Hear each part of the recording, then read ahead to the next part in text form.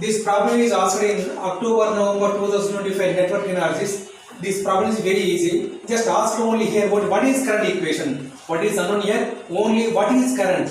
So what is given data here? So resistance R is equal 5000 ohm. Capacitance C is equal 20 microfarad. 20 micro means 10 power minus 6. Next another given V is equal 100 volt. V is equal 100 volt. There is no initial charge means capacitor. What is the capacitor function? To store the charge. To voltage ni store cheyడానికి capacitor ఇచ్చేస్తారు. కాబట్టి ఇక్కడ capacitor లో initial గా charge లేదు. Initial charge లేదు కాబట్టి Q is ఎంత తీసుకోవాలి? V0 0 కింద తీసుకోవాలి. V0 is equal 0 here.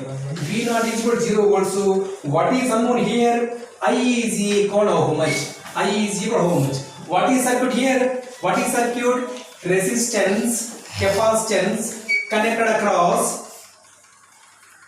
DC source, direct current 100 volt. Next to 5000 ohms, 20 microfarad.